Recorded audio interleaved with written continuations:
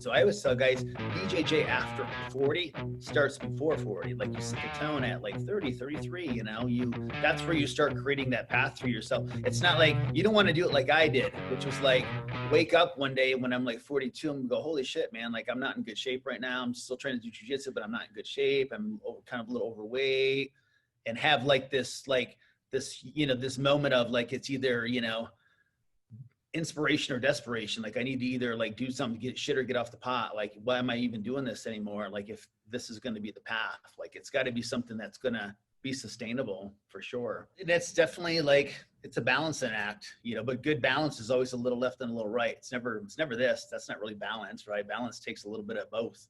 So yeah, it's always trying to figure that out.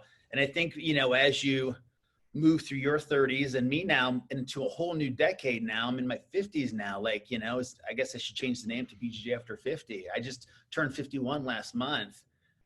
And some days I feel like 50, 51, mostly not though, like not at least maybe how other people would think they might feel at 51. Like I probably feel like maybe how I felt when I was 40 now. I feel a lot healthier. And I think it's about creating that sustainable path for yourself. And I mean, and it's a lot of different things I think that go into it. Like you talk about like that balancing act. It's, like, what does my diet look like? Am I stretching on a regular basis? People always talk about my crazy flexibility. The only reason I'm flexible is because I stretch.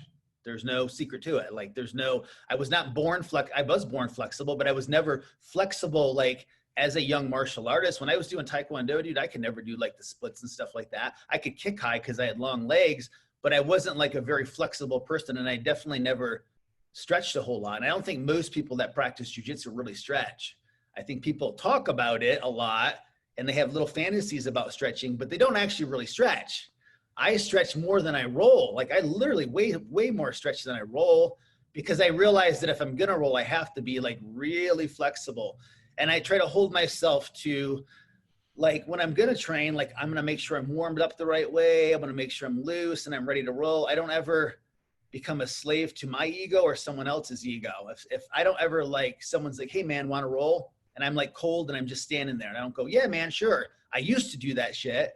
And then I would get hurt or I get jacked up, or I wasn't like, my body wasn't ready for this big thing that I'm going to do.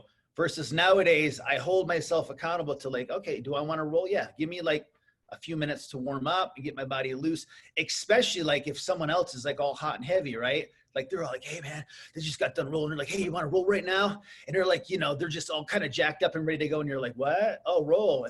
Yeah, give me a few minutes. Let me get where you are right now.